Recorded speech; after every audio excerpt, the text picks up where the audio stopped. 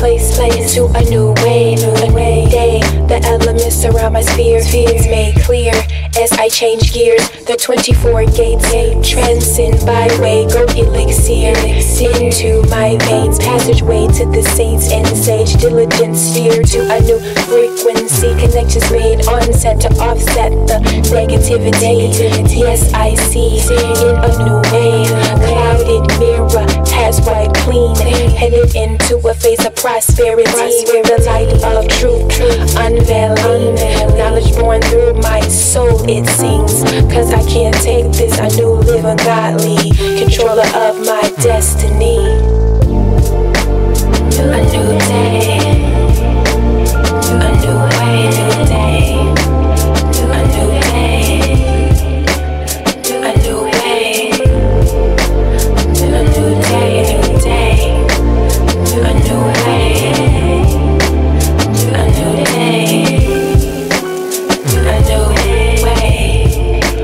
Working with the elements, grafted in the craftsmanship, forming like canoe, most being potentiate, not limited. Regenerate my consciousness, transform the hurt to tactfulness. Sanction to the sacred gardens, grind every crystal gem. Cycle of the lotus dance, surfacing from mud to ascent. Cosmic force inside my ancestors bled to shed wisdom.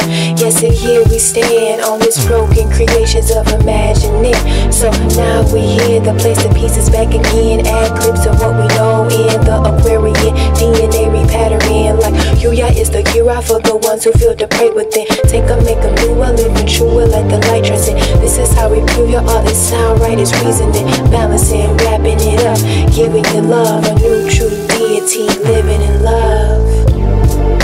A new day, a new way, new day, a new day, a new way, a new day, new day, a new way, a new day, a new way. If you can acknowledge that you are the divine, you are a divine expression of the supreme intelligence. You are that. If you can acknowledge that, and you can acknowledge that an aspect of the divine is omnipresent, and that the fearlessness and the immortality, those energies and those forces are inherent in the divine and intrinsic within the divine nature. So that means intrinsically you are immortal and fearless. So then there is a second self, there is another part of you. There's a vacillation between fear and fearlessness. A new day, a new way, new day, a new day, a new way, a new day, new day, a new way, a new day, a new way. If you can deny the body, if you can deny and detach from the human thought, then you can identify yourself with the fearless and immortal, all-pervading, all-powerful, all-knowing divinity that you were created in the beginning to be.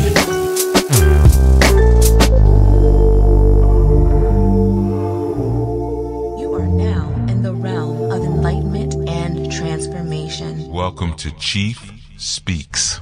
All music performed and produced by Yuya.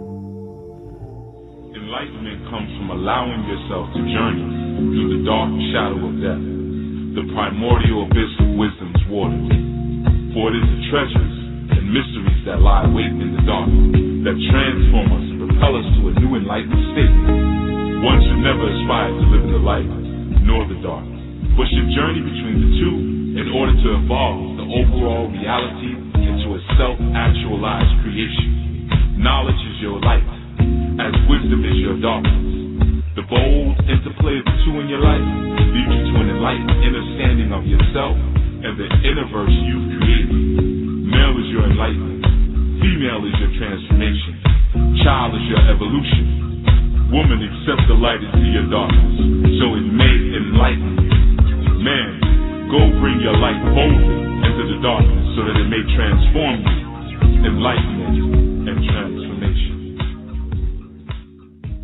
you. I love you so much because you just don't know what you've just done for me. Thank you so much. Wow. This is like the best call I've had in ages on BTR. So this show was meant for me to be able to hear today, and I'm so thankful. That's his home. Therefore, now a new pathway has now been cut in order to get to the Almighty, where there may not have been one. So the communication with them, if they have enough power and strength to talk to us, the communication will be very related. That's one of the reasons I don't get into the encouragement thing too much, because it starts to become a perpetual alarm clock that we just keep hitting snooze on. I speak to the ascended masters, quote unquote. I talk about spiritual stuff, but I also speak about some very practical, we can do today things. Be as natural as you can be with your spiritual. You can't always go by your feelings, because your feelings are corrupted. Your feelings are just as corrupted as everything else, your chakras and everything else. You got to know what's beyond you, and that's why we have elders. We can't do everything. You can't get everything out of books or weekend certification. You can have the most powerful, ancient, oldest, most, as far as you know, truthful tradition in your hands, and if you still have a dirty spirit, you're not going to get anything out of it. You're not going to learn anything. You're not actually going to grow. I try to teach in a way where I make myself obsolete. That's always been my goal, to make myself obsolete. I really wanted to, kind of big you up. I think you're awesome. There's a lot of elders out here right now that want to know what's going on. They're not getting on Twitter and stuff like that, but they want to be up on the new stuff. Sit down and have some conversations with them. It's not always about hearing their story. It's also about being news reporters for them and letting them know, like, yeah, this is what's happening right now. They may tell you something about what happened in Charleston that you couldn't even. Your spirituality has to create same spiritual family. Okay, and that family exists first inside of you. You have to express the different expressions of that rainbow coalition of spirits inside of you first. Okay, don't let communities hijack that rainbow. See, the problem is when we come into the conscious community, the dudes are doing the same thing that the women are doing. I just want to say that I really enjoy your show every Sunday, and my friend and I call it going to church. When we call him, we'll be like, you going to church?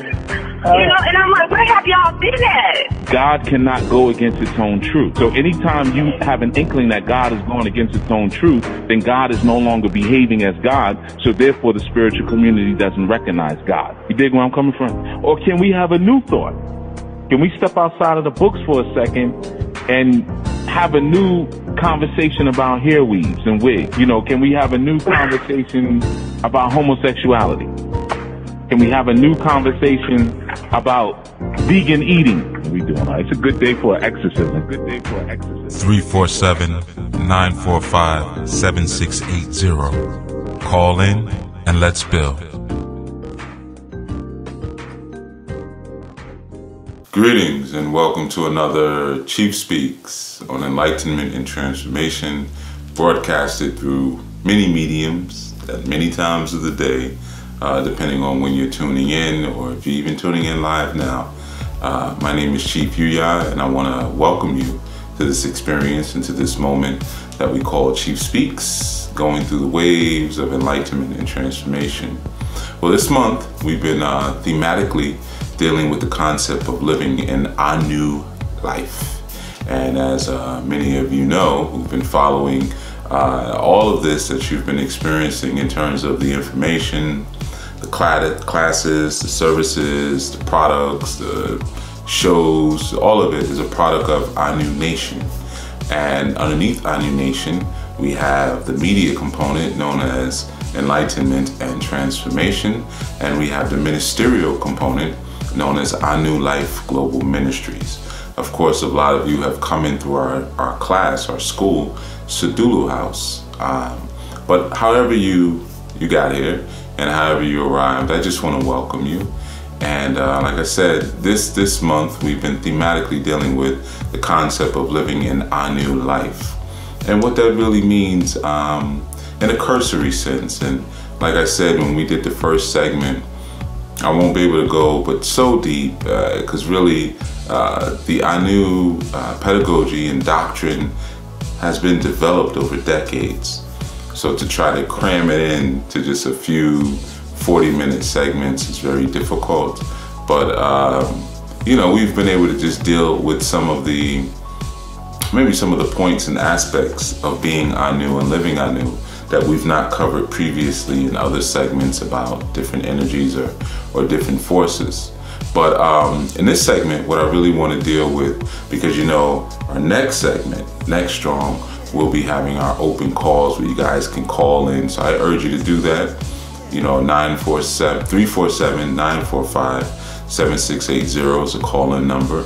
And that'll be on 11 a.m. Eastern. You can call in. I encourage all students to call in, share your feedback, share your thoughts, just share, you know, just share. And I'll tell you early on, if you're not a member of the Anu Life Global Ministries, you can go to anulifeglobal.org. That's ANULIFEGLOBAL.org. And you can get more information. You can, you know, volunteer there, join up there, a lot of different things, but kind of get a sense of the principles and practices that we rest on, and with some of the pockets of and components of needs that we currently have that need to be fulfilled. You know, so I encourage you to do that.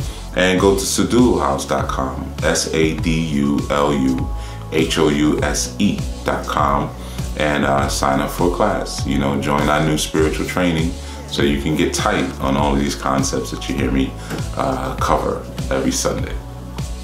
But what I wanted to deal with in this segment was really the empowerment aspects of being Anu.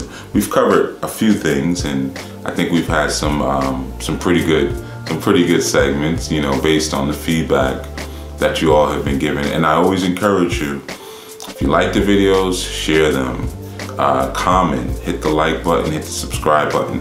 And what that does is that not only gives us your feedback, so we, you know, it helps me to kind of say, oh, maybe go this direction, go that direction. But what it also does is it lets other people know what we're doing. And like I said, that's platinum.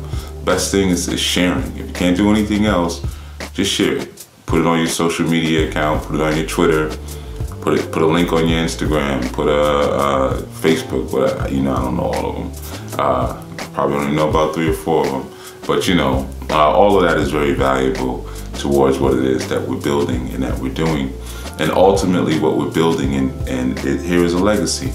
You know, a legacy of not only learning, but a social and economic, because economy deals with relationships, but an economic construct and shelter that will survive eons on after we're all gone.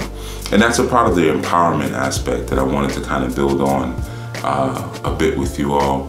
You know, when I began to teach in the style that I'm teaching, one of the things that I was very, very adamant about was not only leaving people with something immediately, like if I did a lecture or a sermon even, I wanted to make sure that when I walked away, people had things that they could use right there on the spot.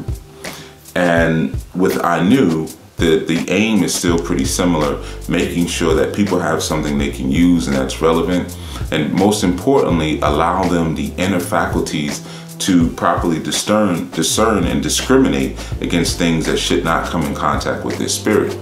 Because we live in a society now where righteousness has been shamed, and you know, righteousness is spiritual, cultural, mental relevancy. What is the right thing to be doing for the moment? And because that's been extracted from our culture, and we're told that we just have to accept any and everything, all different sorts of perversions and deviations from our right path can seep into our spirit. And again, righteousness is not equitable with piety. You know, it doesn't mean just because you're righteous that you're better than everybody else. Being righteous just means that you're doing what's necessary for the moment. You know, you're doing the truth. The truth is the best answer. So you're living out, you're producing, you're manifesting, you're applying the best answer for the moment. And this is our righteousness. And the answers change sometimes. You know, the way we changed the tire 60 years ago may not be the best way, you know, today. The way we prepared our meals 100 years ago may not be as advanced or healthy for us as they are today. So that truth and those best answers and those best solutions, they're mutable. They evolve as they should, you know, and they evolve through what we call trial and error, or right or wrong, or God and the devil, or, you know, and then between the two of those rises man, which is really the truth. Okay, so one of the issues that I always wanted to address was really offering people the faculties to be able to see what's real from what's not. In a real simple sense, being able to see between what's true and what's fake. And unfortunately, in our spiritual communities, often we're overran with falsehood. We're overran with what's fake because it's so easy to seep in when you live in a society where people are taught to dismantle and deactivate their filters. You know, just take it all in. You're supposed to have all of it. And if you don't want some of it, you're closed-minded and you're shamed for that. So really being able to have those faculties of proper discernment and discrimination allows us to really see who's wasting our time, who's doing things that are damaging to our movement, who's distracting us from what we're trying to do. Because so many times when we stand up and we identify a need, or we identify a problem, whether it be spiritually, socially, it may deal with our educational systems, it may deal with our living systems, our health systems. You'll have individuals who will stand up and position and poise themselves as leaders in those areas. But often we have to see if those who are doing that are actually distracting us from the movements that we're supposed to be on. Some of those people we call agents, you know, and that can be a very tricky process, you know, being able to discern at that level. And it's really about vibration. It comes down to it, because as I said in previous segments, it's not difficult to project intelligence anymore in this day and time. It's not difficult to acquire knowledge. Now, applying said knowledge brings wisdom, and that wisdom brings understanding. And once you get to that point of understanding, your whole vibration changes. So when you say something, it carries a different wavelength than when someone who's just parroting knowledge that they've heard from somewhere else. But the problem is, if you've allowed your filters to break down, your personal filters of discernment and discrimination, then all vibrations begin to sound the same to you. You get to the point where you don't even care who's saying it, as long as they're speaking what you consider to be truth.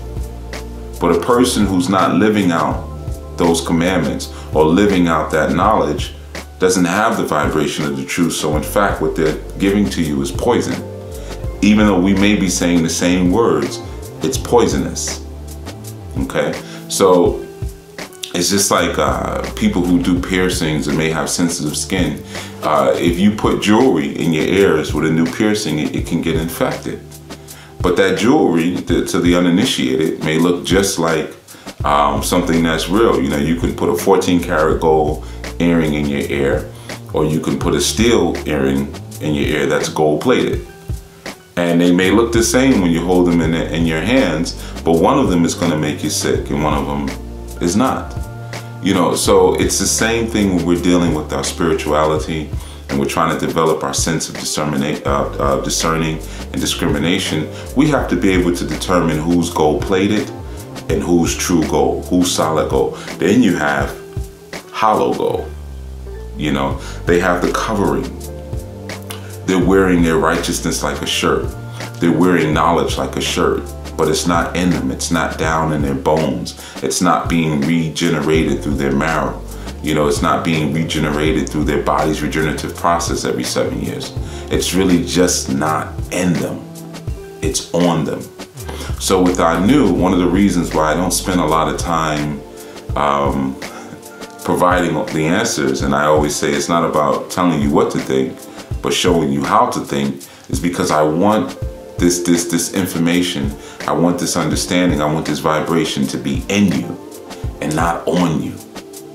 You know, initiations and ceremonies and rituals that really hold very little meaning for the participant allow us to put things on to people. I can prepare a special bath and put those herbs and that ashe onto you. You know, I can make certain talismans and put them on you. I can anoint rings and objects, put them on you. But it's the difference between that and having those same functions, faculties, spirits inside of you and alive in you. Okay? And then you'll find you'll need less of the other things once you get into that space. And sometimes in the beginning, I need to put things on you. You know, I need to at least give you that coat of armor, that covering and that shield. But at the same time, I'm making sure that your interior is being cultivated with those same principles. And that takes a measure of acknowledgement and awareness of what true empowerment is. So often we look at empowerment and we think empowerment is the amassing of resources. Empowerment is the amassing of materials and the ability to control our physical environment. And that has little to nothing to do with empowerment. You know, controlling your resources and controlling your environment, you know, it gives you a measure of strength in the human plane. But in order to have true empowerment, you have to be rooted in other dimensions. And by being rooted in other dimensions, you're able to move through this particular dimension without being swayed and rocked and back and forth, because you can look at it with a sense of objectivity.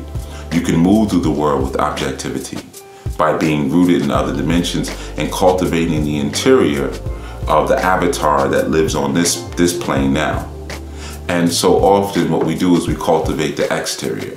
You know, we want our environment to look a certain way. We want ourselves to look a certain way. We strive to sound a certain way. You know, some of us may read books just so that we can, you know, regurgitate the author's dialogue back to another individual. Say, you know, have you read this book? You didn't read this book? You need to read this book because he breaks down But it's not us. It's not our information. It's not our understanding, you know. So the desire to regurgitate is really another form of just being gold-plated, you know. And alchemy occurs from inner to outer. You know, you're transmuting objects. You know, you're changing their form completely. You're not just brushing and coating change on top of them, you know. So when we're dealing with the Anu idea and the Anu mindset and calculation, one of the reasons why some of you who have been on the receiving end of this, you notice that I tend to go very hard sometimes on people. And like I say to you, I'm not speaking to you, I'm speaking to the spirit that's blocking your path to transformation. And you have to speak to it in a way where you remind it that you have authority over it. There's no spirit on this planet that I do not have authority over, because of the fact of what's alive and moving and active and functioning inside of me. I don't have to bow down to any spirit if I don't want to, because of what's alive and active and functioning. So when I deal with you all and I see that you're bowing down to something that's lesser than you and something that is really here to serve you and wants to serve you, then I have to speak to that. And I have to speak to that directly and speak to that in truth, which is the best solution that we currently know.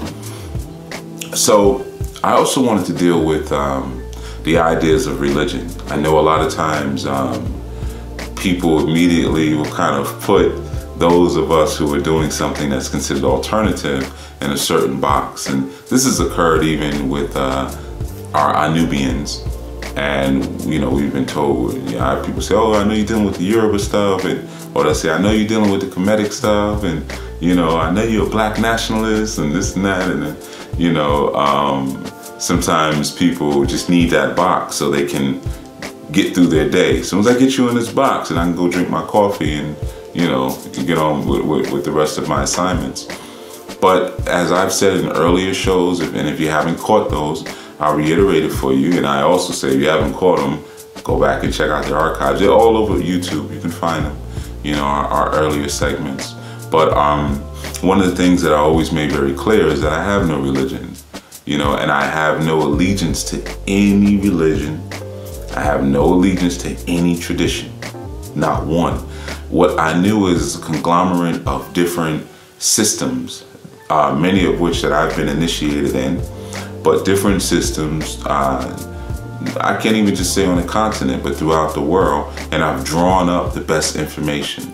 I've drawn up the best understanding of those systems and found a congruency with them all and created a system based on that, which is Anu.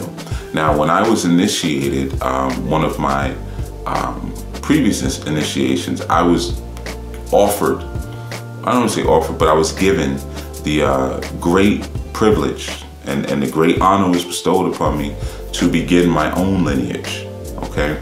And it was beautiful, it was a wonderful honor. And beginning your own lineage means, you know, a lot of times when you get initiated, they'll say, well, who was your initiator? And you go back to a lineage in a certain place. Well, so-and-so initiated me, so-and-so initiated them, and da-da-da-da. It goes back. But I was given the right to say, it begins here with me. And then anyone after that, they would point to me for lineage. Peace, this is Kim, the facilitator of Sadulu House's class-based webinars, here to tell you about Enlightenment and Transformation's new show, Community. This is the show that I will be hosting every Tuesday and Thursday from 1 to 3 p.m. Eastern. Tune in to listen to some great music and call in to share whatever is on your mind. The number is 347-945-7680. Again, that's every Tuesday and Thursday from 1 to 3 p.m. Eastern. Follow me on Twitter, Instagram, and Snapchat at The Serious Bitch. That's SIRIUSBITCH. Peace. All music performed and produced by UYA. What I did with that is said, okay, well, then I can move forward then how I see fit for all those who will come behind me. And I said, well, what we need back in the States is education. You know, we need spiritual education. The rituals and the dancing and the songs are great because it raises up the vibration so we can be taught, but we really need to know what we're doing and why we're doing it. So that will be the foundation of this system, you know, that I wanted to create. So with that, one of the things that I always wanted to stay away from was this idea again of religion, because nowadays, in this current now time, religion has been reduced to belief systems. You know, it's what I believe in. And then even if you speak to a person, you start to challenge some of the tenets of the doctrines, they'll say, well, you believe in what you believe in, I believe in what I believe in. And belief is a very weak thing. And aside from that, beliefs can be disputed. You know, what you believe in, because it's standing on water. It's like taking a fish tank and putting it underneath your steps. You know, that's one of the worst things you could do in your house. If any of you have your setup like that, take your fish tank from underneath your steps. Because your steps in your home represent your ascension. Your steps are an altar. You know, that's why the upper rooms in your home represent the higher parts of your mind. The basements represent the subconscious. You know, you put water under those steps, then now you're climbing on something that has no stable base. You can't climb on water, sure, we can swim up, but I think you get my point. So we don't make altars out of water, you know? We make altars out of things that are solid, usually wood or stone, you know? So that idea of belief being the foundational undergarment of how we ascend to our higher places, it doesn't work. It's too shaky. Belief can be manipulated through the manipulation of emotions, you see? So because religions have been reduced to that idea, religions have been reduced to mere belief, it's just one of the many reasons why we stay away from it at Anu. Now, it doesn't mean that we don't study religions. We study many different religions, but it's to glean out the respective thoughts and the respective perceptions of individuals around the world. How do you perceive water? How do you perceive fire? How do you perceive earth? You know, studying those things and having compassion for those who have invested themselves in those systems, it helps that, again, that spirit to be more alive in you. And it gives you more tools. It gives you more tools to pull from. So I say that to say, a lot of times you guys may hear me quoting from different things. You may hear me talking about the Kabbalah, or you may hear me talking about thelemic systems or Keys of Solomon, you know, or of course the Yoruba tradition or the Akan tradition, or I may be speaking about the Medu. You know, it's not because those are the systems that I'm promoting. I certainly look at the societies and the cultures that those systems have ruled. And if I'm not seeing a perfect society, then I know that there's room for improvement, you know. So yeah, the allegiance to belief systems is certainly not what we do, and certainly not what we're interested in, you know. And when I speak about what we're doing going forward, it's about establishing a legacy. I've said it so many times, and especially in our Thunderground Thursdays, that we need to offer our children more than job referrals. You know, when they get to a point where we say, oh, well, go down and talk to Tony. That's my man down at the so-and-so. You know, tell him, you know, I'm your dad or so-and-so. He'll hook you up. A lot of times that's all we really have to give. And sometimes it's because of our very short-sightedness, and often just because of our mere selfishness. You know, because of our mere selfishness, we don't plant trees that may take 50 or 60 years to blossom. So we say, if I can't eat the fruit of it in my lifetimes, I'm not investing in it, you know. Or at least in my retirement, if I plant this grapevine now, I want to be able to drink the wine when I retire because I planted it. You see, so that level of selfishness and short-sightedness, it creates a situation where our children don't get a legacy. You know, they always have to start over from bottom again because we're selfish. We don't establish anything that we won't eat from. There are certain visions and plans with Hanu, some of them that I've had since I was 17, 18 years old. And that was a pretty long time ago, you know. Some of these things, I won't physically see them. I know that. But I'm telling the story to my children, and they'll build them. There's some things even now I don't even feel like doing. They're still needed and they're still valuable, but I just don't have the vigor for it anymore. You know, there was a time when if anything was happening in the streets and there was any type of ruckus, people knew they could call me and I'd be there and equipped and ready to handle any type of physical static. I'm still that, but I may not race out the house as quickly. You know, my youth can move quicker than I can at this point, you know.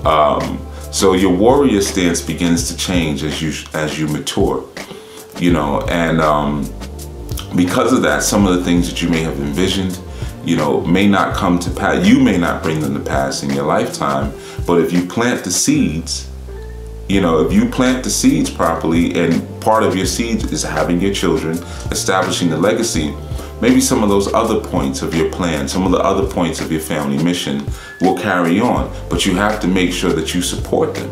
You have to make sure that you give your children the proper, you know, launch pad to make these things happen.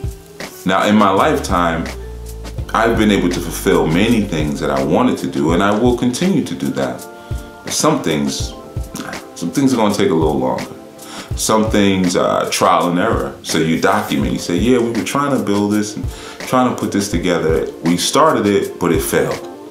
It's going to take another 20 years, another 10 years to get it to where it needs to be.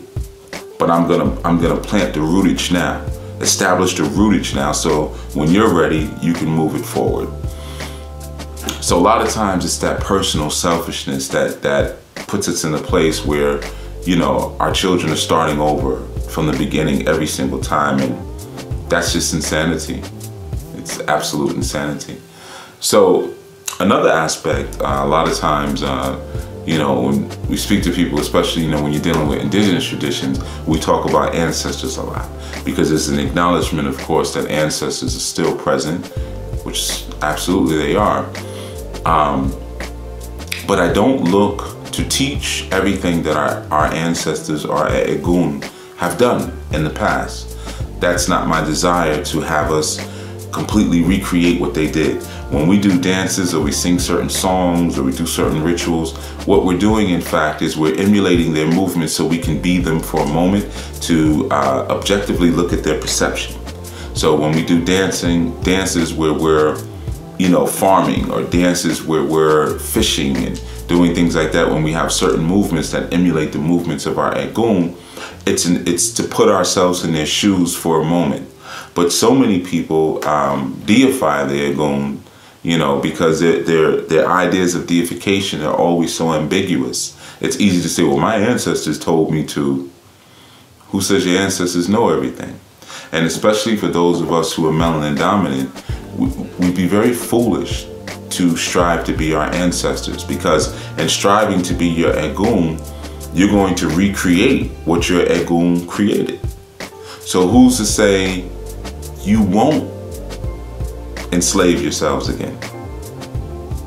Who's to say that you won't allow people to come in and steal all of your resources again? You see, so when we study the systems of our Egun, and we channel our Egun, and we talk to our Egun, it's to make them stronger and wiser in the place that they are. But it's also to learn critically, and with a scrutinizing eye, what is it that you did that caused us to fall from our greatness? Was it just a predetermined fall? Was it a predestined fall? Was it a controlled fall, or was it a free fall? Because, we're falling into our corruption every day. We're falling deeper into the corruption of our humanity. But for the most part, we want to fall. We want it to be a controlled fall, so that we'll have the strength and the wherewithal to rise back again. So, the desire and the movement with Anu is not to be our Egun. It's not to be Orisha. The Orisha do not have the gift of randomness, which is one of the reasons why the number 3 rules this planet. Not just because 3 represents the Aj, knowledge, and children, or wealth, which of course is magic, the Aj, knowledge, Orunmila, and wealth, children. It's because 3 is the ultimate sign of randomness. When you have 1, you have 2, you have off and on. That's our duality. And the 3 is what gives you the maybe. You look at it 1, 2, and then the 3 up here, where could it go? So 3 is that odd number. It's not connected to anything. It's not attached to anything. So it wouldn't be connected or attached to any expectations. And that randomness, or what we like to call free will, is one of the guiding factors of this planet. So to just try to emulate what has been done before, or who has done something before, locks you into a grid where we already know what the pattern and the outcome is going to produce. And Anu is not about that.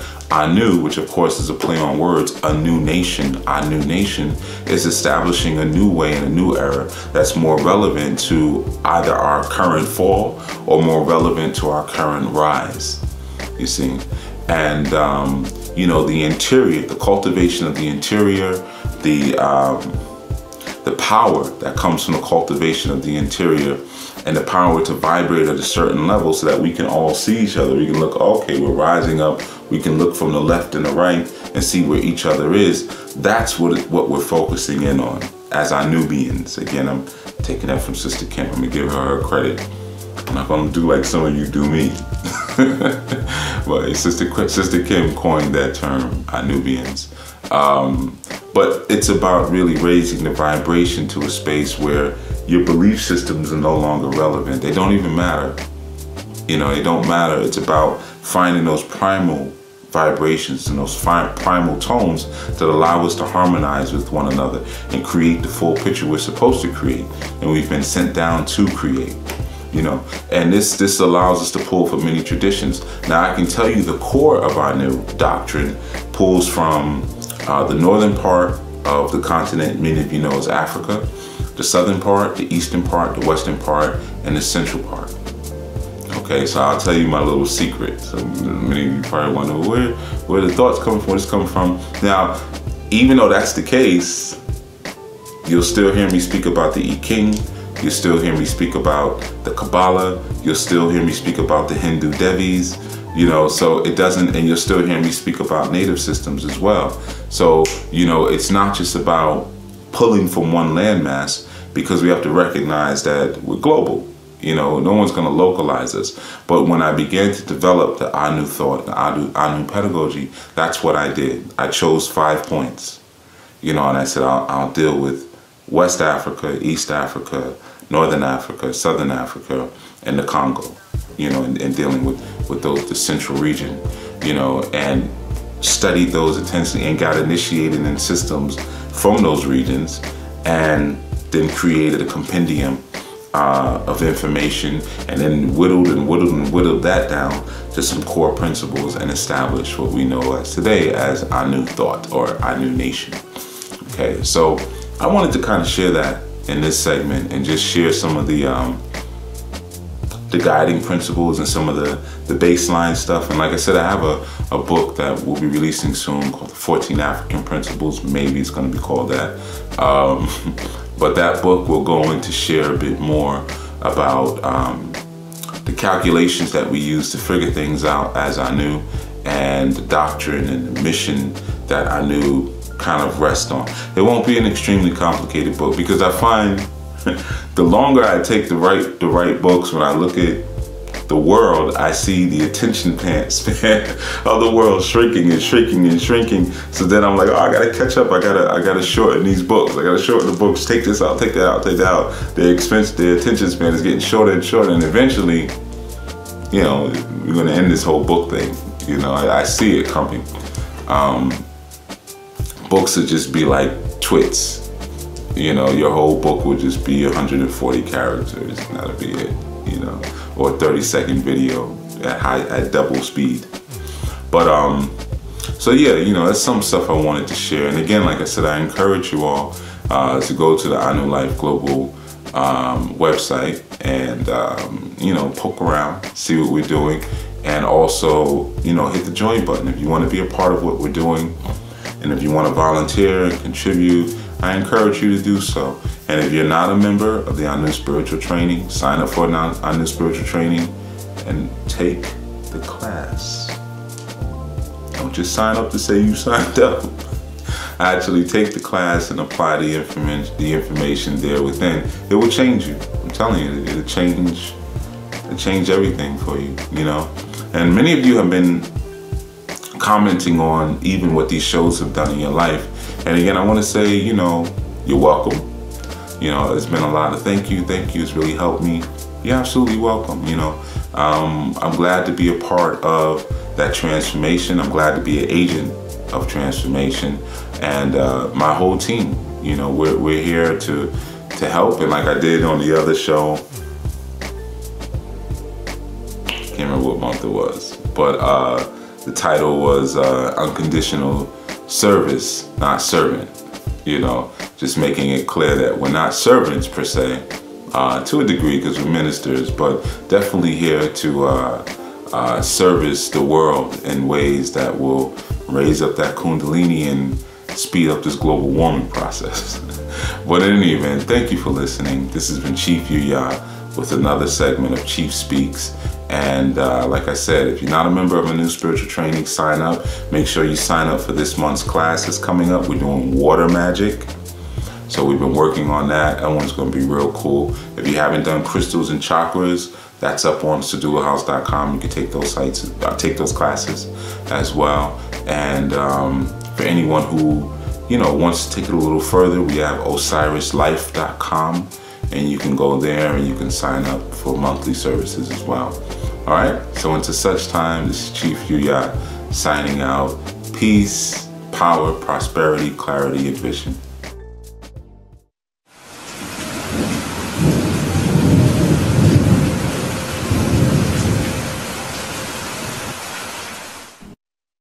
What is water? Why is water used in so many rituals? Why are female deities linked to water? Chinese philosopher Lao Tzu is credited for saying water is fluid, soft, and yielding, but water will wear away rock, which is rigid and cannot yield. As a rule, whatever is fluid, soft, and yielding will overcome what is rigid and hard. This is another paradox. What is soft is strong. What do those three examples have to do with magic and ritual? Gain knowledge, wisdom, and understanding of water by enrolling in Sadulu House's class-based webinar, Water Magic. To enroll, go to saduluhouse.com/courses/water-magic. Anu Nation is home to the Anu spiritual order founded by Chief Jegna Haru Yuya Asan Anu. Some of the components of Anu Nation are Anu Life Global Ministries, Enlightenment and Transformation, Sadulu House, and Osiris Life Spiritual Services. SaduluHouse.com is the school component of Anu Nation, where spiritual empowerment through education and training is emphasized. One way that is accomplished is through our monthly webinars.